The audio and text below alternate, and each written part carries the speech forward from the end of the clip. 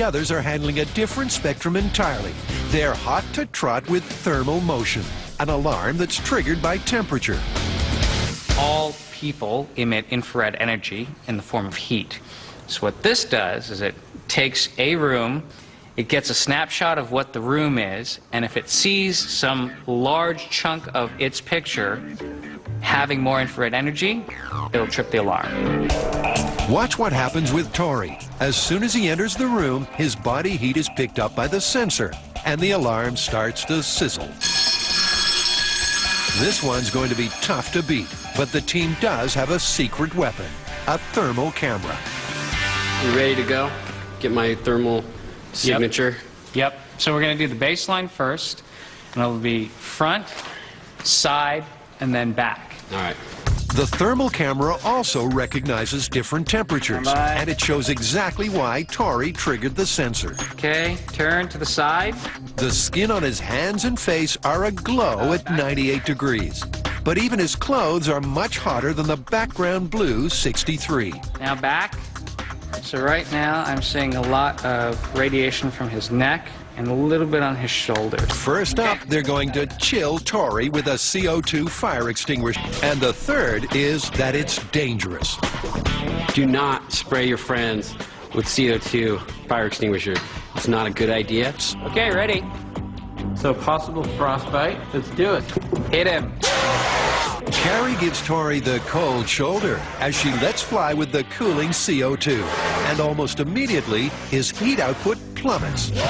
Great, go for it. Okay, alarm is armed. With all the hot reds and yellows gone, will Tori still register on the thermal detector?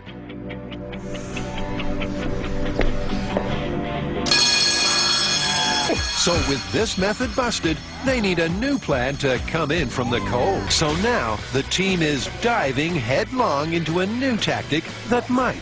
Well, up next is a neoprene suit, and hopefully that will mask his thermal signature. The neoprene suit aims to tackle this myth in a different way. Wherever the neoprene crosses you, it's like it disappears. Like a ninja. Rather than alter Tori's temperature, the insulating wetsuit should prevent his body heat from escaping, meaning he won't register on this thermal camera or the sensor in the room. Whoa, that works great. Dude, you do look like a ninja. I think this is going to be my new outfit on Mythbusters. Once Tori's covered up all the nooks and crannies, will the wetsuit sink or swim? All right, here I go.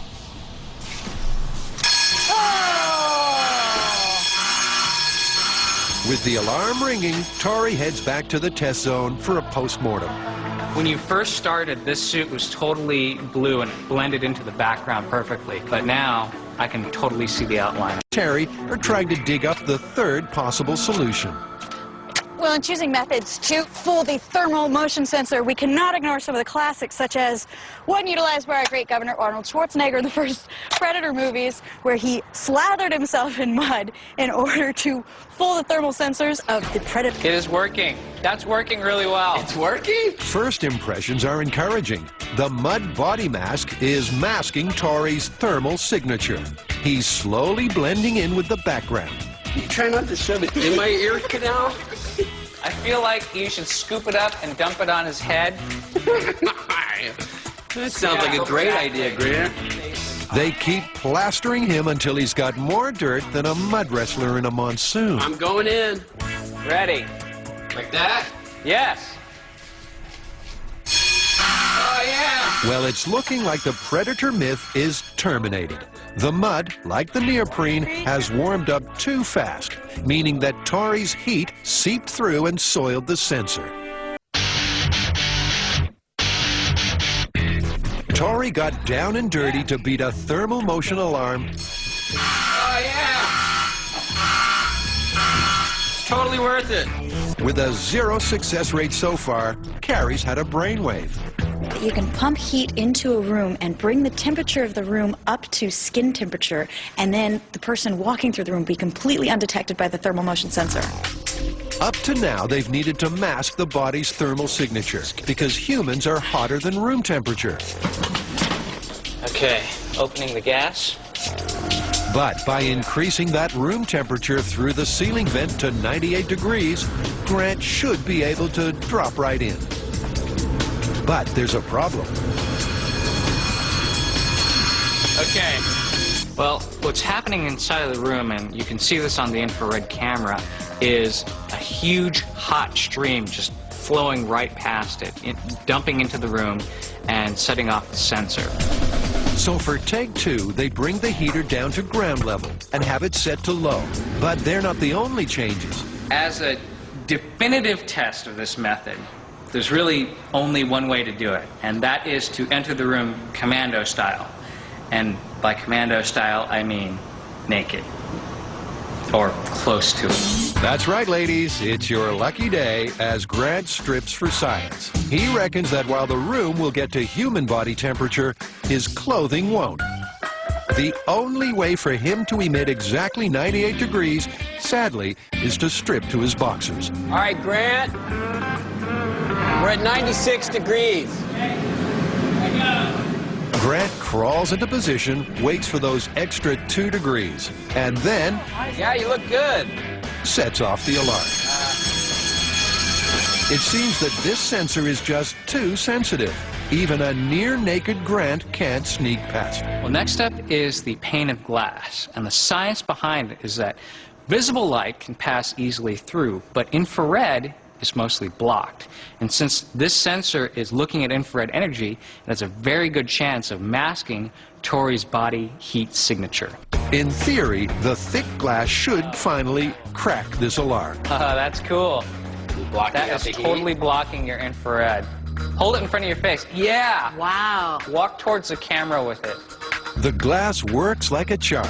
Everything it covers is thermically invisible.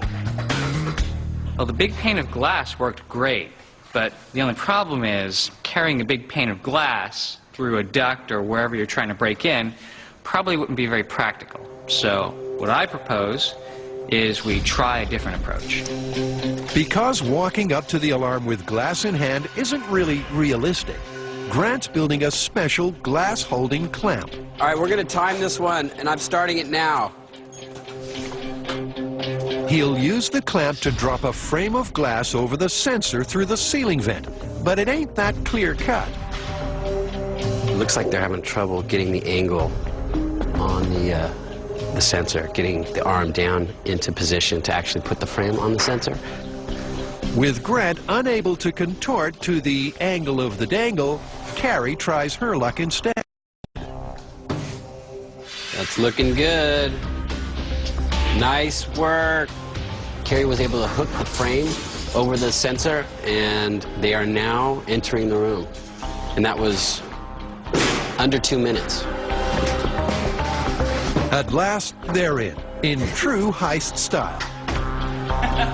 So the myth that thermal motion alarms are unbeatable is busted.